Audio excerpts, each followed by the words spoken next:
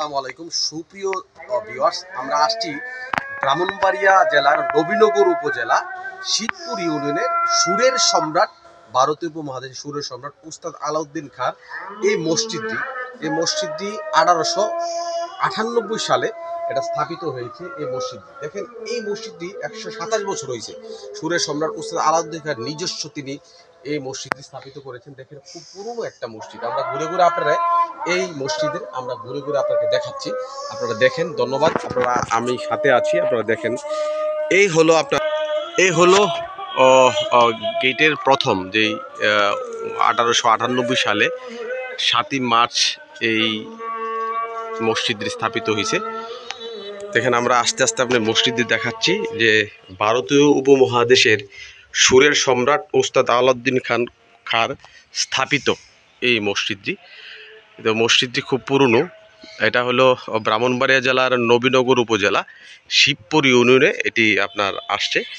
তো কথিত আছে যে এটা তৈরি যে হয়েছিল, কথিত আছে যে ভারতীয় যে মহারাজ তিনি এই মসজিদরা সুর সম্রাট উস্তাদ আলাউদ্দিন খানে দিয়েছিল। এটা দেখেন, খুব পুরনো একটা মসজিদ। দেখেন, এটা হলো প্রথম যেই পশ্চিমের অংশ খুব জরাজীর্ণ, ফাটল দেখা দিয়েছে। দেখেন, এটা আসলে খুব পুরনো মসজিদ এবং সুরের সম্রাট উস্তাদ আলাউদ্দিন খান নিজস্ব মসজিদ এটা তৈরি করেছেন। এটা তৈরি করার জন্য মূলত একটা ইট খোলা তৈরি করেছেন। ইট খোলা তৈরি করার ফলে এটা হয়েছে। তো আমরা আপনাদেরকে দেখাচ্ছি সুর সম্রাট উস্তাদ আলাউদ্দিন খানের যে আফতাবউদ্দিনের যেই বাইরের যে মসজিদ, এটা হলো বাহিরের অংশ। চাচা বলতে পারবেন এই মসজিদটা কেমন কেমন হয়েছে, একটু বলেন তো চাচা, একটু বলেন। চাচা বলবে যে আসলে মসজিদটা কিভাবে স্থাপিত হয়েছে, কিভাবে দিছে আর কি। আমরা তো শুনছেন? হ্যাঁ, বলেন। শুনছি, হ্যাঁ, আমরা শুনছি যে এই ভারতের মহারাজের মা মারা গেছে, তখন একটা প্রোগ্রাম হয়েছিল, প্রোগ্রামে গেছে, যাওয়ার পরে ওনা সুরের সম্রাট আলাউদ্দিন, সুরের কারণে মানুষ ঘুমাইছে, আবার সুরের কারণে মনে হজা হয়েছে। তখন মহারাজে বলছে যে আপনি কি চান? তখন ওনা বলছে আমি কিছু চাই না, আমি একটা মসজিদ দিতাম চাই, ছোটো ছায়া। তখন মহারাজে খুশি হইয়া এই মসজিদের আয়োজন দিছে। তখন এই মসজিদ স্থাপিত হয়েছে। এটার জন্য আলাদা ইট খোলা তৈরি করছে, ইট খোলা করছে। আর ওনার ভাইয়ের মসজিদ মাজার হইল সুর আফতাবউদ্দিন ওখানে মাজার আর কি। তো সুপ্রিয়, আপনারা জানতে পারছেন যে আসলে যে ভারতীয় উপমহাদেশের তিনি সুরের সম্রাট।